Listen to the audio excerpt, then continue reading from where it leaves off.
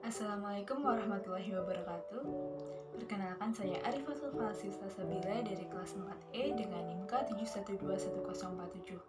Pada kesempatan kali ini saya akan membuat video pembelajaran untuk memenuhi tugas mata kuliah media pembelajaran dengan dosen pengampu Ibu Dewi Muwarni. Adapun materi yang saya ambil yaitu dari kurikulum tematik kelas 5, tema 5, tema 1 dan 2 tentang bagaimana tubuh mengolah makanan. Materi yang akan dibahas yaitu bagaimana tubuh mengolah makanan, tema 3 kelas 5. Submateri yang akan dibahas yaitu yang pertama sistem pencernaan hewan, kedua sistem pencernaan manusia, dan yang terakhir penyakit sistem pencernaan manusia.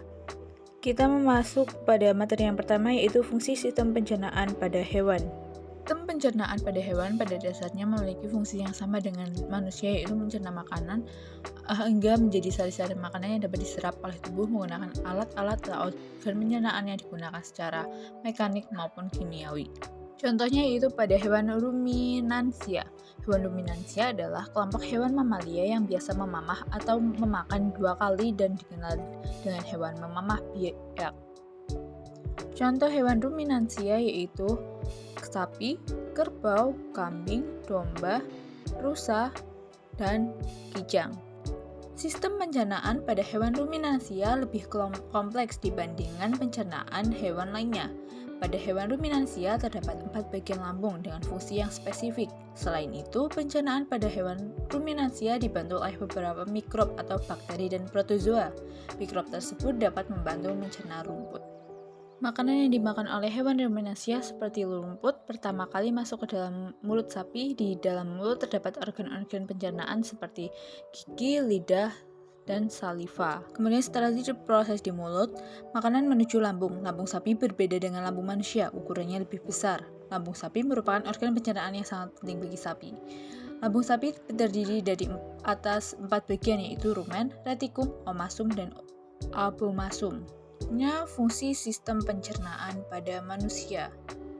Pencernaan pada tubuh manusia berfungsi untuk menghancurkan makanan yang masuk ke dalam tubuh. Makanan yang semula dalam bentuk kasar dapat berubah menjadi bentuknya lebih halus dengan bantuan gigi dan enzim. Dalam hal ini, enzim pencernaan dapat memudah proses penyerapan sari makanan. Selain itu, sistem pencernaan juga berfungsi untuk membuang sisa-sisa makanan yang tidak diperlukan oleh tubuh. Keberadaan zat tersebut dapat menjadi racun bagi tubuh manusia jika dikeluarkan. Pencernaan pada manusia dibagi menjadi 2, yaitu pencernaan secara mekanik dan pencernaan secara kimiawi. Pencernaan secara mekanik yaitu pencernaan dikunyah serta diulemat oleh gigi dan lidah di dalam mulut. Sedangkan pencernaan kimiawi yaitu makanan atau sari makanan tercampur dengan enzim. Proses pencernaan manusia yaitu mulai dari mulut, kerongkongan, lambung, usus halus, usus besar, dan yang terakhir yaitu anus. Mekanisme pencernaan makanan pada manusia. Yang pertama yaitu pada mulut. Di dalam mulut terdapat gigi, lidah, dan enzim amilase serta petialin. Kemudian di dalam kerongkongan terdapat gerak peristaltik yaitu untuk mendorong makanan ke dalam lambung. Kemudian di dalam lambung terdapat proses 3-4 jam. Terdapat asam klorida, enzim pepsin, dan enzim renin. Kemudian di dalam usus halus terjadi pencernaan kimiawi dan penyerapan sari-sari makanan. Kemudian pada usus besar atau kolon terjadi pembusukan sisa makanan dan penyerapan air. Di sini terdapat bakteri E. coli. Dan kemudian yang terakhir yaitu pada anus, yaitu lubang tempat keluarnya fases. Ini merupakan gambar dari lambung, usus besar, usus kecil, serta hati pada manusia. Berikut proses pencernaan pada manusia. Yang pertama yaitu proses pemasukan makanan ke mulut. Kedua, proses mengunyah makanan dengan menggunakan gigi. 3, proses menelan makanan ke kerongkongan. 4, proses pemecah makanan dari zat yang kompleks menjadi molekul-molekul yang lebih sederhana dengan membentuk enzim yang ada di lambung. Kelima, proses penyerapan sari-sari makanan yang terjadi di usus halus.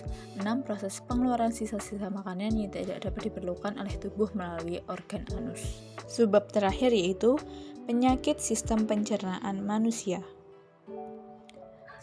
Penyakit pada sistem pencernaan manusia banyak sekali, salah satunya atau beberapa Contohnya yaitu yang pertama, konstipasi atau sembelit. Konstipasi atau sembelit adalah penyakit susah buang air besar yang disebabkan karena kurang makan makanan berserat atau sayur dan buah, dan kebiasaan menunda buang air besar. Yang kedua yaitu tifus. Tifus adalah penyakit peradangan pada usus halus. Tifus disebabkan oleh bakteri Salmonella typhosa. Yang ketiga yaitu kolera. Gejala seseorang terserang penyakit kolera yaitu diare, perut kram, mual, muntah, dan dehidrasi.